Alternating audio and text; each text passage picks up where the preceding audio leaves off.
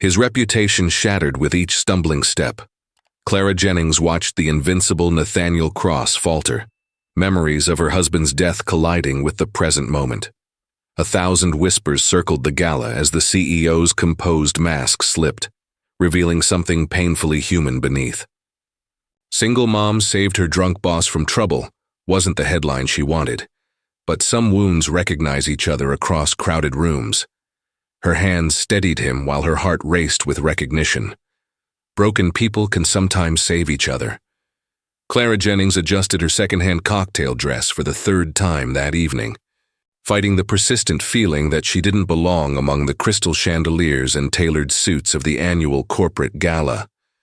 The junior analyst position at Cross Enterprises had been a lifeline for her and her daughter Sophie after 2 years of struggle following David's death. But moments like these only emphasized the chasm between her reality and that of her colleagues. The champagne flute in her hand remained untouched as she observed the carefully choreographed social dance from the periphery, recognizing the power plays disguised as pleasantries, the strategic positioning near influential figures, and the practiced laughter that never quite reached the eyes of those climbing the corporate ladder with single-minded determination. The room sparkled with wealth and influence. Board members, investors, and executives from partner companies mingled with the practiced ease of those accustomed to power, while Clara calculated how many hours of babysitting she was burning through as the evening stretched on. She had promised Sophie she wouldn't be late tonight, another in a string of promises that had become increasingly difficult to keep, as she struggled to balance single motherhood with the demands of corporate life. Yet attendance at these functions wasn't optional for employees hoping to advance, and Clara desperately needed the promotion that would finally allow her to move out of their tiny apartment and into a neighborhood with better schools. The financial cushion David had left behind had evaporated during those dark months, when grief had rendered her barely functional, and now every career move carried the weight of her daughter's future. Clara's attention drifted to the center of the room where Nathaniel Cross held court, the company's formidable CEO known for his razor-sharp business acumen and uncompromising standards. Even from a distance, his presence commanded attention. Tall and imposing in a perfectly tailored suit that probably cost more than her monthly rent, with silver-streaked dark hair and the confident bearing of a man unaccustomed to opposition. Stories of his ruthless negotiation tactics and ice-cold firing sessions circulated through the company like cautionary tales. Yet his leadership had transformed a struggling regional business into a national powerhouse in less than a decade. Employees feared him, competitors respected him, and the business press regularly featured profiles attempting to unravel the mystery behind his success, all while he maintained a personal life so private that it generated endless speculation. The first indication that something was amiss came when Clara noticed a slight but uncharacteristic flush across Nathaniel's face as he accepted another drink from a passing server. In the 3 years she had worked at Cross Enterprises, she had never seen him with more than a single glass of champagne at company functions, his control as carefully maintained as his public image. Yet tonight something had shifted. His gestures became marginally more expansive, his normally measured voice carrying just slightly louder than usual across the elegant space. Most attendees wouldn't notice these subtle changes, but Clara's years as a financial analyst had trained her to detect patterns and anomalies that others missed, and something about the gradual transformation in his demeanor triggered alarm bells she couldn't ignore. When Nathaniel excused himself from his conversation group with an almost imperceptible unsteadiness in his step, Clara found herself tracking his movement through the crowd, a knot of unease tightening in her stomach, the image of another man, years ago, insisting he was fine to drive despite the flush in his cheeks, and the slight slur in his words flashed unbidden through her mind. David's killer, who had walked away from the crash with minor injuries while leaving her world in ruins. The rational part of her brain argued that this wasn't her concern. Nathaniel Cross was a grown man, her intimidating boss no less, surrounded by people far more important and connected than a junior analyst he wouldn't recognize outside the office. Yet something about his increasing isolation as he drifted toward the terrace doors, refusing another drink, but accepting a glass of water that he set down untouched, pulled at that wounded place inside her that recognized vulnerability even when disguised by power and privilege. Before she could reconsider, Clara set down her champagne and moved purposefully through the crowd, maintaining a professional smile while her mind raced through possible approaches. She couldn't simply confront the CEO of the company about his drinking. That would be career suicide. But neither could she stand by if he was potentially impaired and planning to drive home. As she neared the terrace, she saw him press his palm briefly against the wall for support when he thought no one was watching. And in that moment of unguarded weakness, Clara made her decision.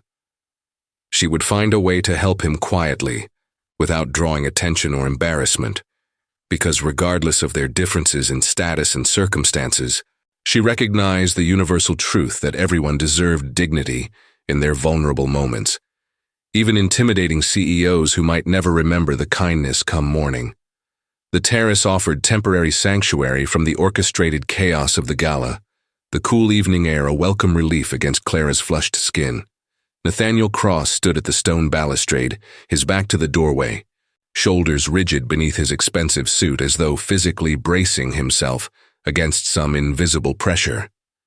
For a moment, Clara hesitated in the shadow of the doorway, struck by the profound solitude of his silhouette against the city lights, so at odds with his commanding presence minutes earlier. The sounds of the party receded behind her, the clinking glasses, manufactured laughter, and strategic conversations fading into a distant hum that emphasized the strange bubble of silence surrounding the isolated figure before her.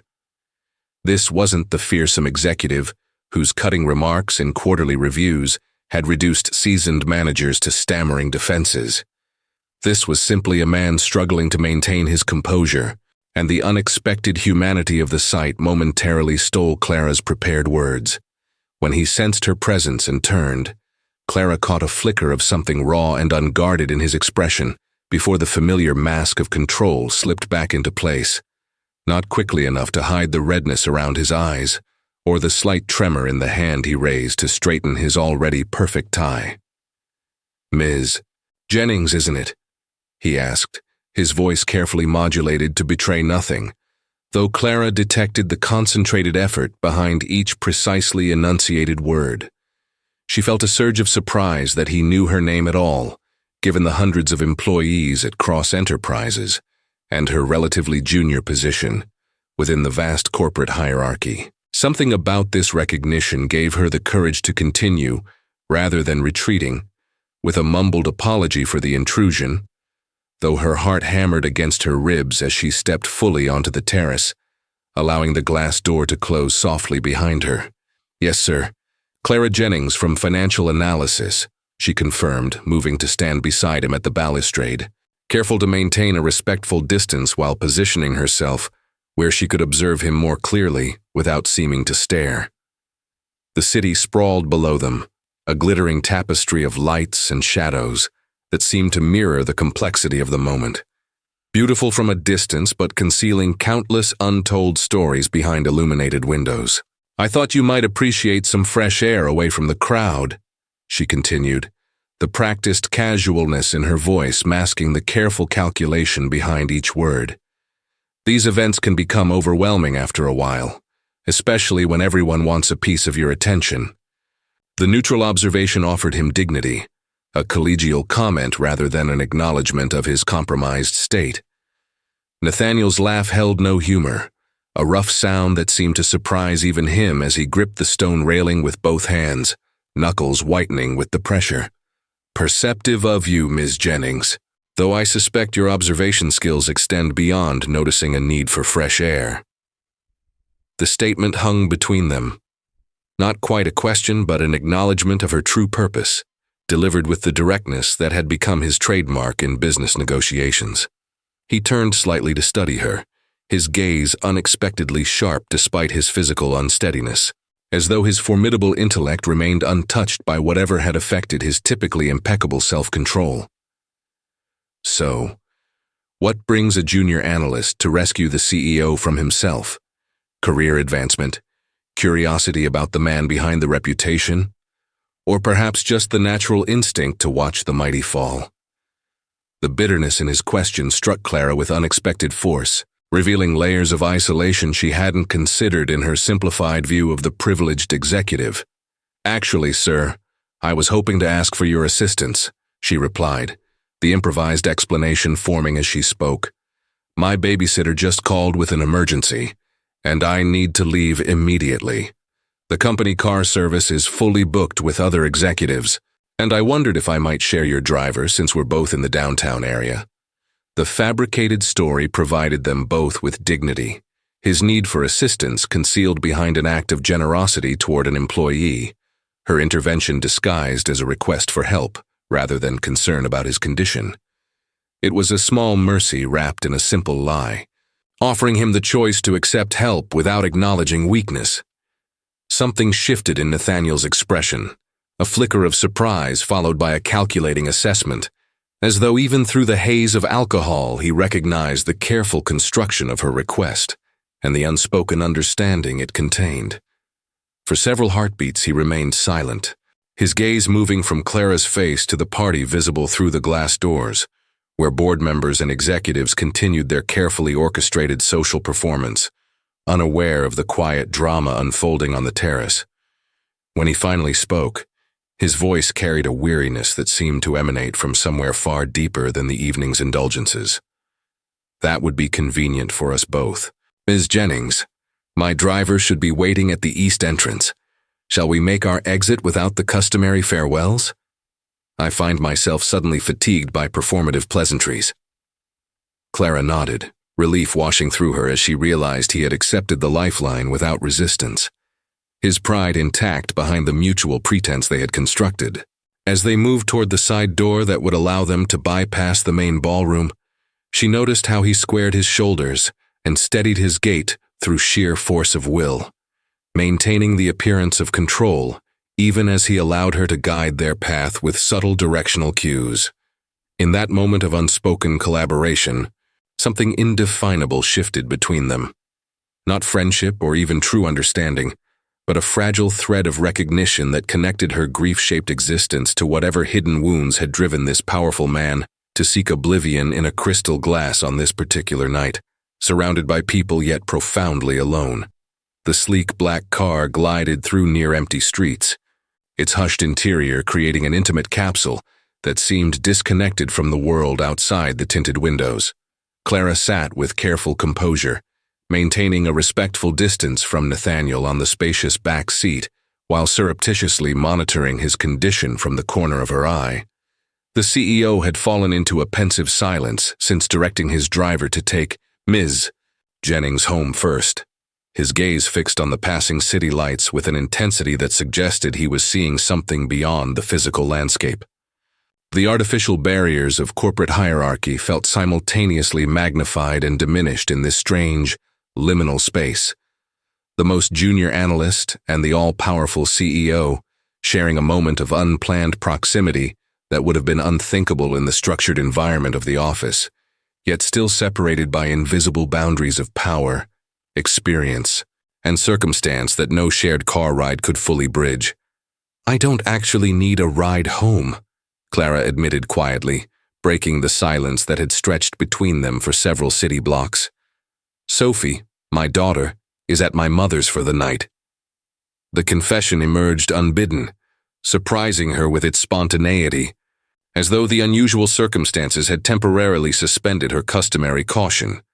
Perhaps it was the knowledge that this night existed outside the normal parameters of their professional relationship, or maybe it was the strange intimacy of darkness that encouraged truth where daylight would have counseled restraint. Nathaniel turned from the window to study her with that penetrating gaze that had unsettled board members and business rivals alike, though now it carried a quality of curious assessment rather than the cold evaluation she had witnessed in corporate meetings. "I suspected as much," he replied after a moment, his voice steadier than it had been on the terrace, though still carrying the slight heaviness of someone fighting to maintain clarity. "You manufactured an elegant exit strategy that preserved my dignity while achieving your objective. It was thoughtfully executed." The compliment, delivered with the same analytical precision he might use to assess a successful business strategy, carried an undercurrent of genuine appreciation that caught Clara off guard. "What I cannot determine," he continued, "is why you bothered to intervene at all. We've never spoken beyond quarterly presentations. I doubt I've given you reason to feel any particular loyalty to me personally." The question hovered between them, not accusatory, but genuinely perplexed, as though her small act of kindness represented a variable he couldn't reconcile with his understanding of human motivation. Clara considered deflecting with a professional platitude about company values or team support, but something about the unusual vulnerability in his question demanded a more honest response than she would normally offer to someone who controlled her livelihood. "My husband was killed by a drunk driver 3 years ago," she said finally, the words emerging with the raw simplicity of a truth too fundamental to require embellishment. "He wasn't the one drinking. He was coming home from work when someone who'd had just a few drinks ran a red light." Her fingers unconsciously twisted the simple gold band she still wore, a habit she hadn't managed to break despite the time that had passed. "I couldn't watch another car accident happen, even metaphorically, not if I could prevent it by simply offering a ride." The confession hung in the space between them, heavier than she had intended, transforming the atmosphere in the car from awkward to something indefinably more complex. Nathaniel's expression shifted through several emotions before settling into a gravity that seemed to temporarily burn away the effects of the alcohol. "I'm sorry about your husband," he said after a long moment, the simple words carrying a weight that suggested they were not merely social reflex but genuinely meant. "That explains your intervention, but not your discretion. Most people in your position would have relished the opportunity to see the feared CEO in a compromised state. Excellent material for breakroom gossip at minimum, potential leverage at best." The cynicism in his assessment struck Clara as profoundly sad. The automatic assumption that any kindness must conceal calculation or self-interest, that human connection was merely another transaction to be evaluated for advantage. "Not everyone measures their actions by what they can gain from them," she replied, more sharply than she had intended, David's face flashing in her memory, his kindness to strangers, his reflexive generosity that had sometimes frustrated her practical nature, but had ultimately been the quality she missed most deeply in a world increasingly defined by transactional relationships. Some things are simply the right thing to do, regardless of professional consequences. Something shifted in Nathaniel's expression, a flicker of recognition, or perhaps remembrance, as though her words had touched some long-buried understanding within him. "A perspective I haven't encountered in business circles for longer than I care to remember," he said quietly, his gaze returning to the city beyond the window, though now it seemed less focused on the external view than on some internal landscape. "Success has a way of surrounding you with people who reflect your worst qualities rather than challenging them. Ambition attracts ambition.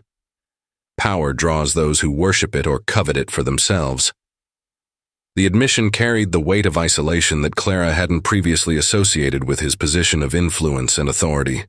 As the car turned onto a quieter residential street, following the address Clara had provided to the driver, Nathaniel seemed to arrive at some internal decision. "I wasn't always this person, you know," he said, his voice pitched low enough that the driver couldn't overhear, creating a bubble of unexpected confidence between them. "Before Cross Enterprises, before the acquisitions and expansions and quarterly growth targets that consume every waking moment, I actually believed business could be ethical and successful simultaneously. Somewhere along the way, winning became the only metric that mattered, outmaneuvering competitors, exceeding projections, accumulating wealth that I have neither time nor inclination to enjoy." The confession emerged without self-pity, delivered with the clinical detachment of a man reporting objective facts rather than personal failings. Clara found herself at a loss for response, the unexpected vulnerability of the moment creating an intimacy she hadn't sought and didn't know how to navigate. As the car slowed to a stop outside her apartment building, the mundane reality of her daily life thrown into sharp relief against the luxury of the vehicle. She felt the brief connection between them already beginning to dissolve, soon to be replaced by the normal professional boundaries that would make this midnight confession seem like an impossible dream by morning light. "Thank you for the ride, Mr. Cross," she said finally, gathering her small evening bag and reaching for the door handle. "I hope you—" The platitude died on her lips. What did one wish for a man who had everything yet seemed to value none of it? "Get some water and aspirin before bed," she finished practically, the maternal instinct that had guided her through the darkest days after David's death surfacing automatically. "And maybe consider that it's never too late to remember who you wanted to be before you became who you are." The words emerged without calculation, a moment of unfiltered truth offered without expectation of response or recognition, simply one human being acknowledging another across the artificial divides of position and circumstance. Before he could reply, she stepped from the car into the cool night air, closing the door on whatever expression might have crossed his face at her parting words. As the sleek vehicle pulled away from the curb, Clara stood watching until its taillights disappeared around the corner, carrying with it a man she had glimpsed only briefly beneath the careful construction of power and control. A man she expected would be firmly buried again by morning, behind the impenetrable facade of Nathaniel Cross, CEO. Monday morning arrived with the relentless normalcy that followed even the most unusual experiences, as though the world conspired to re-establish routine, regardless of momentary disruptions to its ordered pattern. Clara moved through her apartment with practiced efficiency, preparing Sophie's lunch while simultaneously reviewing mentally for her presentation to the financial team later that morning. The events of Friday night had acquired a dreamlike quality over the weekend, the unexpected interaction with Nathaniel Cross feeling increasingly improbable with each passing hour, until she had almost convinced herself that she had imagined the vulnerability beneath his carefully constructed armor. She had told no one about the incident, not even her mother during their Sunday dinner, though the secret knowledge sat like a strange weight beneath her breastbone whenever she considered facing the work week ahead. The familiar rhythms of the morning commute, dropping Sophie at school with a kiss and a reminder about her afternoon science club, navigating the crowded subway with her travel mug of coffee clutched like a talisman against the crush of humanity, walking the final 3 blocks to the gleaming corporate tower that housed Cross Enterprises, helped ground Clara in the concrete reality of her everyday existence. By the time she badged through security and rode the elevator to the 14th floor, she had firmly compartmentalized Friday's events into a separate mental category, labeled anomalies not requiring further consideration, her focus entirely on the day's tasks and the crucial presentation that could position her for the senior analyst role that had opened in the department last month.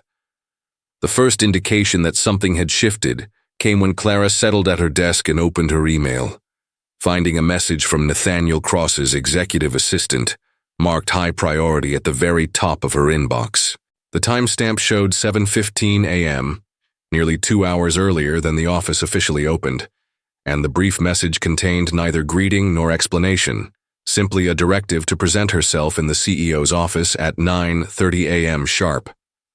Clara felt her carefully constructed professional composure falter as her mind raced through possible interpretations, none of them particularly comforting. Had she overstepped by witnessing his moment of weakness? Was this a preemptive termination to ensure her silence about what she had seen? Or perhaps worse, did he not remember their interaction at all, and was summoning her for some entirely unrelated matter while she entered the meeting carrying knowledge he didn't realize she possessed?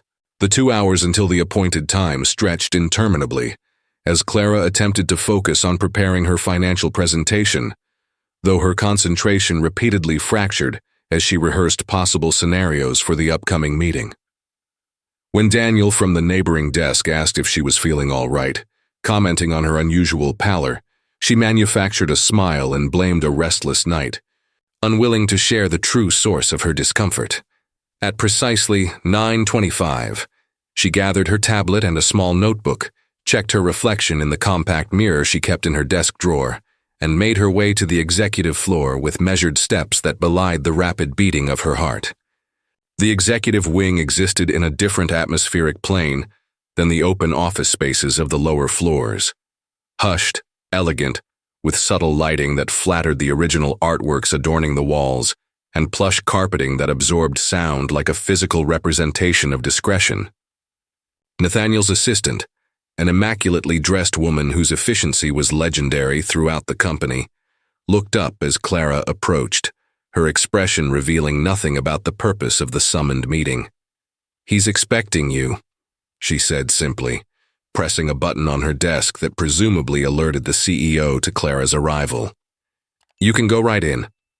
The lack of further instruction or context only heightened Clara's apprehension as she approached the imposing double doors that separated Nathaniel Cross from the rest of the corporate world, gathering her professional dignity around her like armor before knocking firmly and entering it as measured, "Come in." The office beyond matched its occupant in every respect, spacious without being ostentatious, elegantly appointed with furniture that prioritized function over flash, dominated by floor-to-ceiling windows that offered a commanding view of the city spread below like a three-dimensional strategic map. Nathaniel stood with his back to the door, silhouetted against the morning light, his posture betraying none of the vulnerability she had witnessed Friday night. When he turned to face her, his expression was unreadable, the mask of corporate authority firmly in place as he gestured toward a seating area near the windows, rather than the more formal arrangement of chairs facing his desk. "Ms. Jennings, thank you for coming. Please sit down." The invitation, delivered with perfect professional courtesy, offered no hint of their previous interaction or its significance. Clara settled into the indicated chair, balancing her tablet on her knee and fighting the urge to fill the silence with nervous chatter, as Nathaniel took the seat opposite her, studying her with the same penetrating gaze that had unsettled her in the car. Just as the silence stretched toward discomfort, he spoke, his tone measured and direct. "I owe you an apology and my gratitude, though neither feels sufficient for what transpired Friday evening." The acknowledgement, so different from the denial or dismissal she had half expected, momentarily robbed Clara of response, her carefully prepared professional defenses suddenly irrelevant in the face of his straightforward address. "You showed extraordinary discretion and kindness in a situation where many would have chosen otherwise, and I wanted to acknowledge that personally." "It wasn't necessary to call me to your office, Mr. Cross," Clara replied when she found her voice, uncomfortable with the weight of his gratitude when she had simply acted according to her own moral compass. "I would never discuss personal matters witnessed outside of work hours. Your privacy is your own." The assurance was offered genuinely, without calculation or expectation of reward, just as her assistant's Friday night had come from a place of human concern, rather than professional strategy. Something in Nathaniel's expression shifted as he registered her response, a flicker of what might have been surprise or possibly reassessment, as though she had once again defied his expectations in some fundamental way. "Your integrity isn't in question," he said after a moment, leaning forward slightly in his chair, hands clasped between his knees in a posture that seemed at odds with his usual commanding presence. "What interests me is the perspective you offered during our conversation, a viewpoint notably absent in the circles I typically inhabit." A faint smile touched the corners of his mouth, though it didn't quite reach his eyes. "You suggested it's never too late to remember who I wanted to be before becoming who I am. That observation has occupied my thoughts considerably over the weekend." The admission carried a weight that transformed the nature of their meeting from a simple acknowledgement of Friday's events to something more complex and potentially significant. Clara felt suddenly out of her depth, acutely aware of the disparity in their positions and the unusual nature of this conversation that seemed to exist outside the normal parameters of corporate interaction. "I spoke impulsively," she said carefully, uncertain whether he was offended by her presumption or genuinely interested in her perspective. "It wasn't my place to offer personal observations to my CEO." The statement was technically true, reflecting the hierarchical reality of their professional relationship, yet it felt strangely false against the memory of their midnight conversation where titles and positions had temporarily dissolved in the face of more fundamental human connection. "On the contrary," Nathaniel responded, his gaze never leaving her face, "it is precisely your willingness to speak truth regardless of position that makes your perspective valuable. I've spent the weekend reflecting on the company culture I've created, one where efficiency and profitability have become the sole metrics of success, where fear of failure drives innovation rather than passion for excellence. He rose abruptly, moving to the window with the restless energy of someone unaccustomed to personal disclosure, yet driven by some internal imperative to continue. Do you know what I realized, Ms. Jennings? I've surrounded myself with people who tell me what I want to hear, rather than what I need to understand. Integrity is rarer than ambition in the corporate world, a reality I've helped create through my own leadership style. The admission hung in the air between them, its vulnerability at odds with the powerful figure silhouetted against the city skyline, yet somehow consistent with the man she had glimpsed briefly in the car that night. Clara remained silent, instinctively understanding that this moment of reflection wasn't seeking her input so much as her witness, the presence of someone who had seen beyond his carefully constructed public persona, and therefore could understand the significance of his reassessment. After a moment, he turned back to face her, his expression resolved as though having reached some internal decision during their conversation. "I have a proposal," he said, returning to his seat with renewed purpose evident in his posture. "The Westlake Development Project launches next month, our first attempt at truly sustainable corporate expansion, incorporating community input and environmental responsibility from the ground up, rather than as an afterthought or PR exercise." His tone shifted subtly, moving from personal reflection to the more familiar territory of business strategy, though something in his gaze remained different than the cold assessment she had observed in previous company presentations. "I want you on the core planning team as a financial analyst, but more importantly, as a voice that will speak truth regardless of how it might be received. Your perspective as a working parent from a community similar to those we're entering could provide insights our executive team simply doesn't possess." The opportunity was so unexpected and so far beyond Clara's current position that she momentarily doubted whether she had understood correctly. The Westlake project represented the company's most ambitious expansion to date, a high-profile initiative that would normally involve only senior executives and directors with decades of experience. "Mr. Cross, I appreciate the offer, but there are several senior analysts with more experience who would be better qualified for that position," she said carefully, professional caution tempering her immediate surge of excitement at the prospect. "My focus has primarily been on internal financial modeling rather than community development projects." "Experience in financial modeling can be acquired through study and practice," Nathaniel replied dismissively, waving away her objection with a gesture that brooked no argument. "The capacity to maintain one's moral compass while navigating corporate pressures is far rarer and more valuable for what I'm attempting to accomplish with Westlake." He leaned forward, his gaze intensifying with the focus that had built his business empire. "I'm not offering charity or repayment for Friday night, Ms. Jennings. I'm making a strategic decision to incorporate perspectives that have been systematically excluded from our planning processes. Your financial expertise combined with your life experience and demonstrated integrity make you uniquely qualified for what I need." Clara recognized the shift in his approach, the transformation from personal gratitude to business strategy, providing them both with professional distance that made the unusual offer more palatable within corporate frameworks. It was a kindness of sorts, allowing her to accept the opportunity based on merit rather than as repayment for assistance, preserving her dignity just as she had preserved his that night.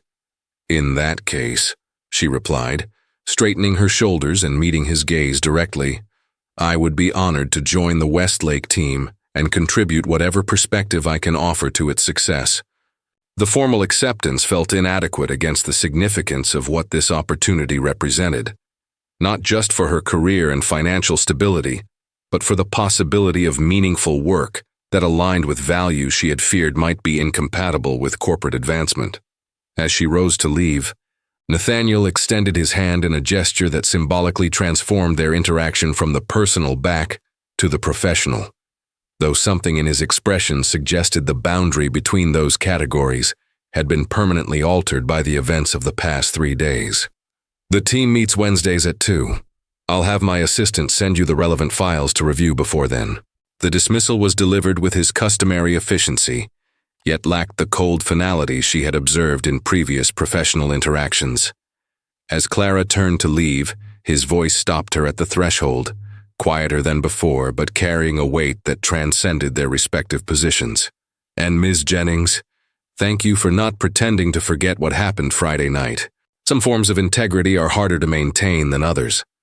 Clara nodded in acknowledgement, understanding intuitively that he wasn't simply referring to her discretion about his momentary loss of control, but to her willingness to see the human being beneath the corporate title and respond to his vulnerability with compassion rather than calculation.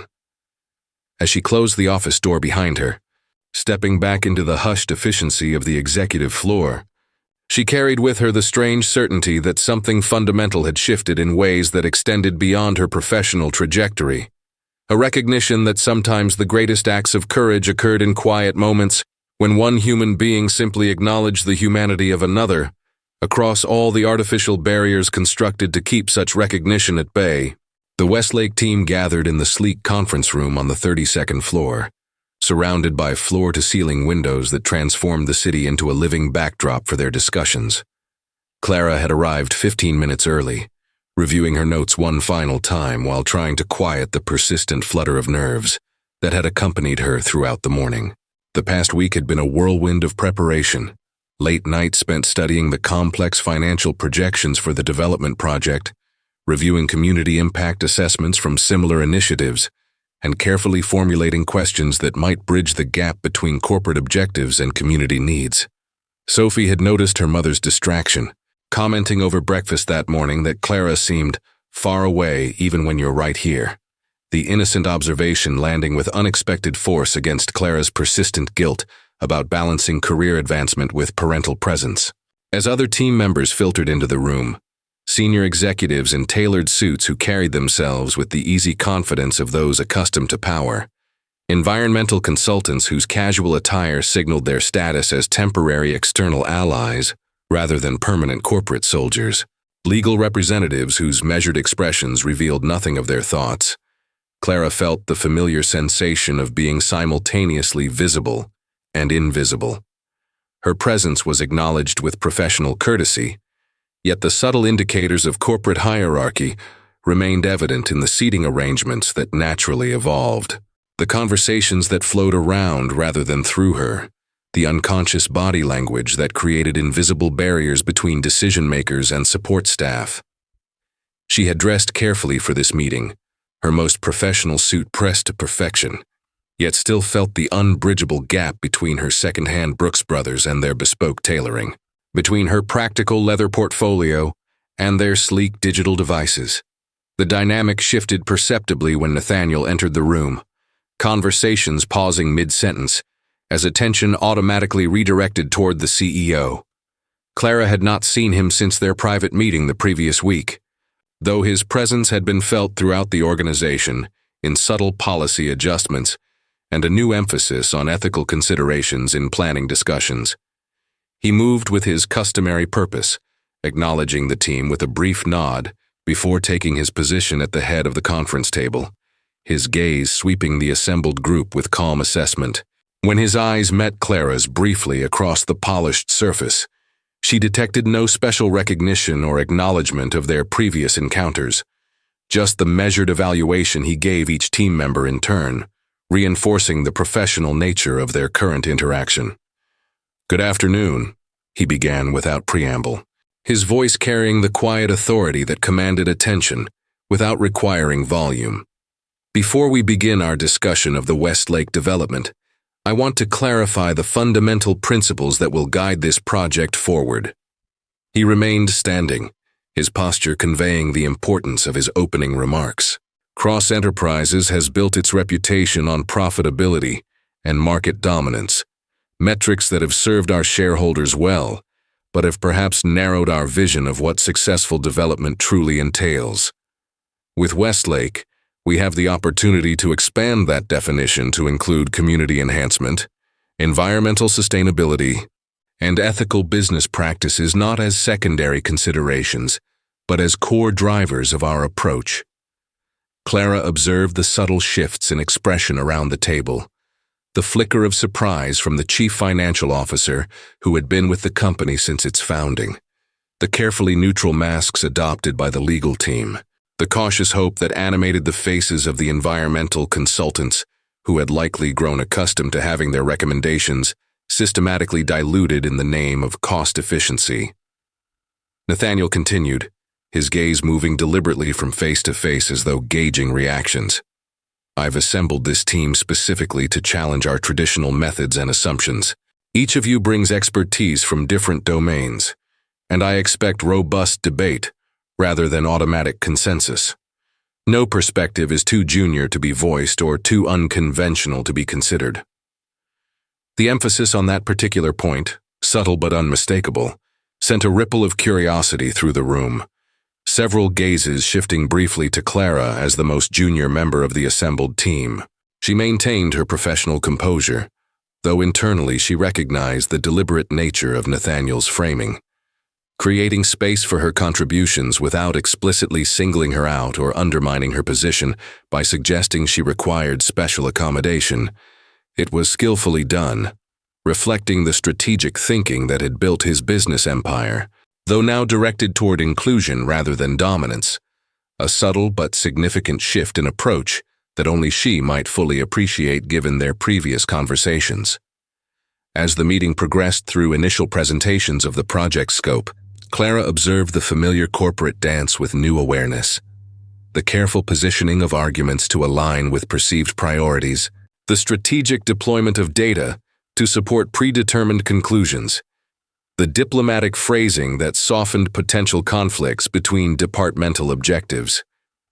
When the financial projections appeared on the main screen, presented by the chief financial officer with the confident authority of decades of experience, Clara noticed immediately the discrepancy between the projected community benefits, highlighted in the marketing materials, and the actual budget allocations that would make such benefits possible.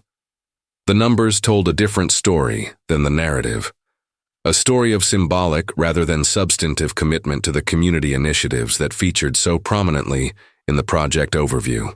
The familiar tension gripped her, the practical voice of career self-preservation counseling silence in the face of senior leadership's unified presentation, battling against the ethical imperative to speak truth regardless of position that had guided her interaction with Nathaniel that night.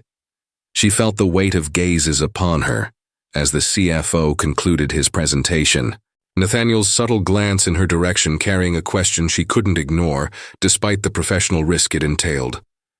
Drawing a steadying breath, Clara raised her hand, the simple gesture feeling momentous against the backdrop of corporate hierarchy and established protocol. "I have a question about the community benefit allocations," she said when acknowledged, her voice steadier than her racing heart would suggest. "The marketing materials emphasize affordable housing units and public green spaces as central community benefits, yet the budget allocates only 3.7% to these initiatives, significantly below industry standards for comparable development projects." She indicated specific figures on the presentation, her analyst's precision evident in the detailed observation. At current market rates, this allocation would yield approximately 43 units meeting affordability criteria, rather than the 120 shown in the concept renderings. Similarly, the green space maintenance budget appears insufficient to sustain the proposed ecosystem restoration beyond the initial 2-year establishment period.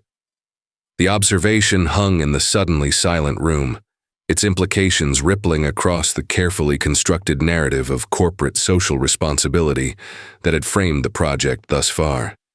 The CFO's expression tightened almost imperceptibly, his response measured but carrying an undercurrent of territorial defense. "Ms. Jennings, these allocations reflect realistic market conditions and shareholder expectations for return on investment. The projections balance aspirational goals with fiscal responsibility." The explanation was delivered with the practiced patience of someone accustomed to educating junior staff. the subtle condescension evident in his tone, if not his actual words. The renderings represent potential long-term development contingent upon market performance and additional investment streams that may become available in later project phases. Before Clara could respond, Nathaniel's voice cut through the tension with quiet authority. Actually, I find Ms. Jennings's observation quite pertinent to our core discussion about aligning stated values with actionable commitments. His gaze remained focused on the financial projections rather than on any individual, depersonalizing the critique while validating its substance. If we're presenting community benefits as central to our project identity rather than as aspirational add-ons, the budget should reflect that priority accordingly. He turned toward the CFO with the direct engagement of peers, rather than the hierarchical dynamic that had characterized the earlier exchange. James, could your team prepare alternative scenarios that increase the community benefit allocation to 8–10%, with corresponding adjustments to other budget categories? I'd like to see the impact analysis on overall project viability at those levels. The redirection transformed what might have been an awkward challenge to authority into a collaborative problem-solving opportunity, preserving the CFO's dignity while simultaneously validating Clara's observation. As the meeting continued, she noticed a subtle shift in the team dynamic, questions becoming more direct, assumptions more readily challenged, the protective barriers of hierarchy temporarily lowered in service of genuine exploration. When she contributed additional observations about potential community partnerships that could extend the impact of allocated resources, her suggestions were met with thoughtful consideration rather than defensive resistance. Her junior status temporarily overshadowed by the relevance of her insights to the evolving project vision. As the meeting drew to a close 2 hours later, Nathaniel assigned follow-up tasks with his customary efficiency, establishing clear expectations for the next steps in the planning process. Ms. Jennings, I'd like you to work with James's team on developing those alternative budget scenarios we discussed, he concluded, the assignment representing both professional recognition and a strategic pairing that would integrate her perspective directly into the financial planning process. Your community insight combined with their financial modeling expertise could yield valuable alternatives for our consideration. The directive, delivered as a matter of course among other team assignments, nevertheless represented a significant elevation of her role within the project hierarchy, a fact not lost on the other team members whose subtle reactions ranged from curiosity to reassessment. As the team dispersed, Clara gathered her materials with measured movements, processing the implications of what had just transpired. The CFO approached her workstation, his initial defensive posture replaced with professional courtesy that acknowledged the CEO's evident valuation of her perspective. My team meets tomorrow at 10 to begin modeling those scenarios, he said, his tone neutral but not unfriendly. Your input on community expectations would be helpful in establishing realistic parameters. The invitation, while professionally necessary given Nathaniel's directive, nevertheless represented a significant shift from the automatic dismissal her observations might have received before her unexpected elevation to the core team. Clara nodded, maintaining her professional composure despite the internal surge of validation. I'll prepare some benchmark data from comparable projects for discussion, she replied, the promise reflecting her commitment to substantive contribution rather than merely symbolic inclusion. As the CFO moved away, she became aware of Nathaniel lingering near the conference room doorway, his attention apparently focused on his tablet, though his positioning suggested deliberate timing rather than coincidence. When the room had emptied except for the two of them, he looked up with an expression that revealed nothing of their previous personal interaction, maintaining the professional boundaries appropriate to their current context. That was precisely the perspective I hoped you would bring to these discussions, Ms. Jennings, he said quietly, the simple acknowledgement carrying more weight than effusive praise might have done. Your willingness to speak truth despite the professional risk demonstrates exactly why your voice is essential to this team. The observation was delivered with the same analytical precision he brought to business assessments, yet carried an undercurrent of something more personal, recognition of the courage required to challenge established hierarchies from a position of relative vulnerability. Before she could formulate an appropriate response, he continued, his tone shifting to reflect their return to normal business operations. I'll expect those alternative scenarios by next week's meeting. Don't let James's team dilute the community focus. They're excellent financial strategists, but sometimes need reminding that numbers serve people, not the reverse. With that directive, he turned to leave, maintaining the professional distance that defined their public interaction within the corporate environment. Yet something had undeniably shifted in their dynamic. Not friendship exactly, nor simple mentorship, but a form of mutual recognition that transcended the artificial barriers of position and power. As Clara watched him stride purposefully down the corridor toward his next meeting, she realized that she was witnessing the first tremors of change within the corporate structure, subtle but significant realignments that suggested Nathaniel Cross was indeed attempting to remember who he had wanted to be before becoming who he was, just as she had impulsively suggested during their midnight conversation. Whether those tremors would eventually reshape the foundation of Cross Enterprises or be absorbed into the existing structure remained to be seen, but for the first time since joining the company, Clara felt herself participating in something that aligned with her values rather than merely funding her survival. A professional purpose that honored David's memory in ways that transcended the simple fact of financial security. Desculpa pela troca de idioma. Foi erro meu. Abaixo está o resumo em inglês. No estilo e idioma do roteiro original, em 8 parágrafos com no mínimo 6 linhas cada, da numeração. Clara's standing inside Cross Enterprises shifts from the periphery to the center as the Westlake project advances, and the change arrives not as a sudden wave, but as a steady tide. Her voice, once sidelined, is now invited into strategic rooms and treated as a lever rather than a courtesy. By reframing entrenched assumptions through a community lens, she exposes blind spots and offers workable, profit-aware alternatives. Financial models breathe.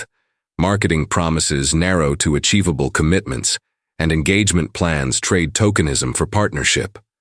The recognition is external, workspace, meetings, visibility, but its deepest impact is interior. For the first time since David's death, purpose returns like light through a long window, and Sophie, perceptive as ever, notices her mother's eyes smile again. Between Clara and Nathaniel, the unspoken pact forged in midnight honesty finds professional form. He makes room for her insights without theatrics, validating by implementation, disagreeing by rigor, and setting a tone others learn to follow. She reciprocates by moving beyond safe analysis into inventive synthesis, pulling practices from other sectors and testing alignments between profit and responsibility. Their collaboration resists sentimentality. It is precise, exacting, and human. What they practice together becomes a model the team begins to imitate. Respect without pedestal, critique without diminishment. Underneath, the current of their first conversation hums, guiding without naming itself. The equilibrium wobbles when Nathaniel summons Clara with unusual formality, his silhouette tense against the glass. He discloses a proposal from Lawrence Hayes at Meridian Global, a competitor praising Westlake's integration model and offering Clara a lead role to replicate it across North America. The move is both compliment and gambit. Poach the expertise, test Cross's resolve, measure Nathaniel's valuation of the change they've begun. Clara feels the triad of pride, prudence, and caution, validation at scale, security for Sophie, and the unease of being a piece in someone else's strategy. She asks why he told her directly, and he admits the fracture. He hopes she'll stay even as duty compels him to endorse her advancement. In that confession, the professional membrane thins to reveal a person straining toward coherence. When she asks why her presence matters, he answers with a stripped sincerity. She reminds him of what he had forgotten, Her perspective pries open assumptions, and her steadiness makes space for questioning as a discipline rather than a revolt. He offers not a plea, but a counter-proposal. Senior development strategist. Compensation to match Meridian, and authority to extend integration enterprise-wide. No debts to the past, he clarifies, only recognition of present value. Clara accepts the folder as if it holds parallel futures, and chooses reflection over reaction. He sends her off with a familiar farewell, a quiet echo of the night when recognition first took root. At her kitchen table, the two folders turn into mirrors. Meridian promises autonomy, prestige, and generous scaffolding for a single mother's practical life. Cross offers competitive terms and something less measurable. Authorship within a living system rather than replication across compliant ones. Sophie's morning wisdom, David's belief that buildings should make people happy, not only keep them dry, cuts through the arithmetic. Clara realizes the decision is about honoring an ethic, work that allows the whole self to sit at the table and leave something better behind. She returns to Nathaniel and chooses creation over replication, the slow craft over the swift ascent. Back at the executive table, ideals enter the furnace of application. Clara presents community impact metrics braided with financial indicators, translating values into the language capital understands. James, once a skeptic, now engages on substance, probing downturn resilience rather than rejecting the premise. She answers with phased triggers and guardrails, refusing the false duel between prudence and purpose. Nathaniel calibrates the room, backing direction while respecting expertise, and the culture inches from posture to practice. Outside the room, he warns of Hayes courting shareholders with a subtler narrative. Meridian as balanced, Cross as indulgent. The board meeting becomes a crucible where projection meets performance. In the 35th floor theater of authority, Clara frames integration as expansion, not replacement, of financial sightlines. She brings evidence, stickier tenants, steadier timelines, cost controls born from local workforce commitments, and pre-leasing uplift tied to genuine amenities. Questions sharpen, risk and volatility, cost to scale, comparables against traditional builds. She answers with scenario models and contingency design. Nathaniel adds governance context without stepping on her voice. Even the fiercest skeptic shifts from posturing to particulars, and engagement displaces dismissal. Months pass into sturdier proof, and Westlake reaches the groundbreaking that turns drawings into earth and rebar. On site, the plan looks like itself. Mixed incomes without segregation, local commerce beside national anchors, health and learning woven into daily routes. Clara refuses to mistake ceremony for outcome. She carries a checklist of post-ribbon tests, ownership flows, participation that governs, not decorates. Hayes arrives as both courtesy and barometer, acknowledging innovation while reading the wind. Nathaniel answers without bravado. Transparent learning, adjustment in the open, industry benefit over victory laps. Between them flickers the possibility that rivalry might someday give way to shared evidence. At the podium, Nathaniel breaks protocol and calls Clara to stand beside the executives and community leaders. Not as symbol, he says, but as proof of how change actually travels. Up through persistence, across silos, through the discipline of aligning means with ends. The shovels bite the soil, cameras flash, and narrative condenses a long, contested journey into a tidy arc. Afterward, away from microphones, they return to the origin, a night of unguarded truth that redirected two trajectories. Integrity, Nathaniel had said, is rarer than ambition. A year later, they hold to the harder rarity. The work remains, but now it has a shape that can be walked, tested, and if necessary, remade without abandoning what matters.